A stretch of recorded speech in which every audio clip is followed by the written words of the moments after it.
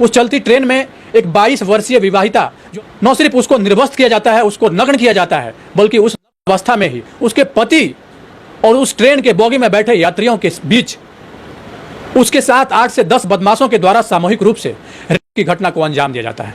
यकीन मानिए, भारतीय रेलवे की ये सबसे बड़ी और खौफनाक घटना को जब आप सुनेंगे, जब आप जानेंगे, तो कहीं ना कहीं आप दांतों तले उंगली दबा लेंगे, कहीं ना कहीं आपके पैरों तले जमीन खिसक जाएगी, आपकी अंतरात्मा और आपकी रूह भी कांप जाएगी। ट्रेन नंबर 12,533 पुष्पक एक्सप्रेस, जो रोजाना की तरह लखनऊ से मुंबई जाती है, अपने डेस्टिनेशन पे जाने के लिए वो ट्रेन लखनऊ से प्रस्थान करती है।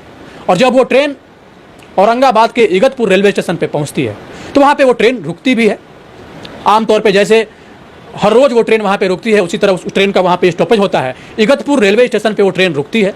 बहुत सारे यात्री उस ट्रेन में चढ़ते हैं और बहुत लोग उतरते भी हैं। चूँकि वहाँ से अब 4 घंटे का और रास्ता मुंबई का बचा था, तो मैक्सिमम ट्रेन के जो यात्री थे वो लगभग उतर ही चुके थे। उस बोगी में भी यात्रियों की संख्या बहुत कम थी, 30 से 40 लोग ही उस ट्रेन के बोगी में थे।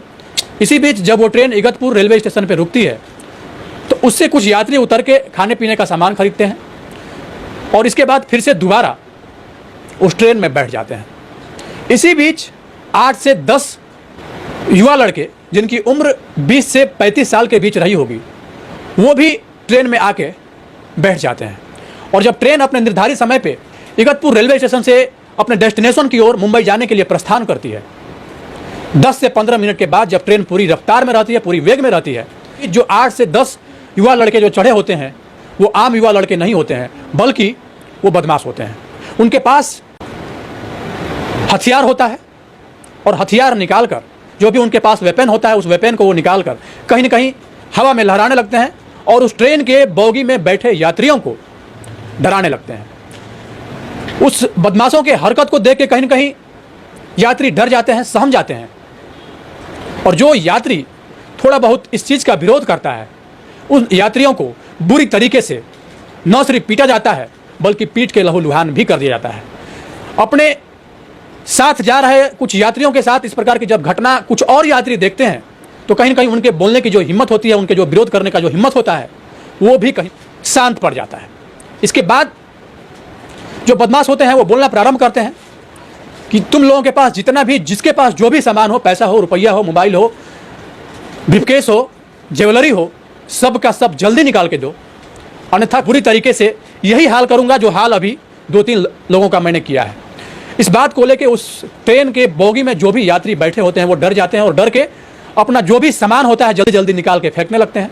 पूरी तरीके से उस ट्रेन के बोगी के यात्रियों को लूटने के बाद उसी 8 से 10 बदमाश में से एक बदमाश की नज़र उस ट्रेन में सफ़र कर रही 22 वर्षीय एक विवाहिता के ऊपर पड़ता है, जो लखनऊ से मुंबई जा रही होती है अपने पति के साथ। उसकी उम्र 22 साल रही होगी और उसकी अभी नई नई शादी हुई थी, ऐसा उसको देख के प्रतीत हो रहा था। जब उस विवाहिता के ऊपर एक बदमाश की नज़र पड़ती है, तो वो उस विवाहिता के पास वो बदमाश पहुंचता है, उसके साथ छेड़खानी प्रारंभ कर देता है, उसके गाल छूने लगता है, उसके कपड़े खींचने लगता है। कहीं ना कहीं इस घटना को और इस कृत्य को हो रहे देख के उसके साथ में जो उसके पति होते हैं इसका विरोध करते हैं और बदमाश को ऐसा करने से रोकते हैं, मना करते हैं। लेकिन इसी बीच बदमाशों के द्वारा उसके पति की बुरी तरीके से न सिर्फ पिटाई की जाती है, बल्कि पीट के उसको वहीं पे एक रस्सी के द्वारा बांध दिया जाता है और बांध के उसी बोगी में उसको लेटा दिया जाता है। और इसके बाद जो 22 वर्षीय विवाहिता होती है, उसके सारे कपड़े उतार दिए जाते हैं। पूरी तरह से जब वो विवाहिता नग्न अवस्था में हो जाती है, तो उस बोगी में जो भी यात्री होते हैं, उन यात्रियों के सामने, उसके पति के सामने बारी बारी से 8 से 10 जो भी बदमाश होते हैं, वो बारी बारी से उसके साथ रेप की घटना को न सिर्फ अंजाम देते हैं, बल्कि ये कहते भी हैं कि अगर तुम जाके इस पूरी वारदात को कहीं जाके बताती हो, तो इसका अंजाम भी भुगतने के लिए तैयार रहना। इगतपुर से कम 4 से 5 घंटे का और डेस्टिनेशन होता है और इसी बीच उन बदमाशों के द्वारा इतने बड़े खौफनाक घटना को अंजाम दिया जाता है। ट्रेन का जो गेट होता है, उस गेट पे वो बदमाश पहुंचते हैं और इस बात का इंतजार करने लगते हैं कि जल्द से जल्द ये ट्रेन रुके डेस्टिनेशन पे और हम उतरे। उसके पहले सारे यात्रियों को ये लोग चेता देते हैं कि अगर ट्रेन रुकने के बाद अगर तुम लोग कहीं भी थोड़ी सी भी अगर हल्ला गुल्ला किए तो फिर इसका अंजाम बहुत बुरा होगा। हम लोग तो उतरेंगे ही, लेकिन उतरने से पहले ट्रेन के एक एक यात्रियों को मार देंगे। इस बात से कहीं न कहीं सब लोग सहम जाते हैं, सब लोग डर जाते हैं और कहीं सब लोग खौफ के साए में अपनी यात्रा को धीरे धीरे काटते हुए आगे बढ़ते हैं। काफ़ी देर ट्रेन जब चलती है, चलने के बाद उसका जो स्टॉपेज होता है कल्याण जंक्शन, वहाँ पे ट्रेन रुकती है। जब ट्रेन रुकती है तो ट्रेन रुकने के बाद किसी भी यात्रियों की इतनी हिम्मत नहीं होती है कि इस घटना का जिक्र वो किसी से वहाँ पे कर पाए। सब लोग एक दूसरे के नज़रों में कहीं ना कहीं छिप जाते हैं, एक दूसरे के नज़रों में एक दूसरे को देखते हैं और अपने साथ जो कृत हुआ है उस घटना को बोलने से अपने आप को रोकते हैं। बिल्कुल भी इस घटना का जिक्र ट्रेन जब रुक रही होती है उस समय नहीं करते हैं। और इसी बीच कुछ जीआरपी वाले वहाँ से जा रहे होते हैं।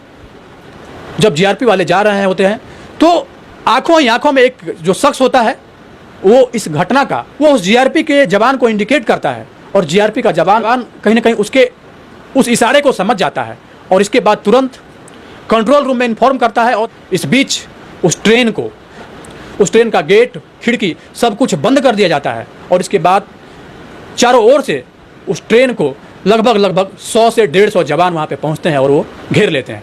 इसी बीच जब जो बदमाश होते हैं उनको इस बात का आभास हो जाता है कि कहीं न कहीं अब हम लोग घिर चुके हैं।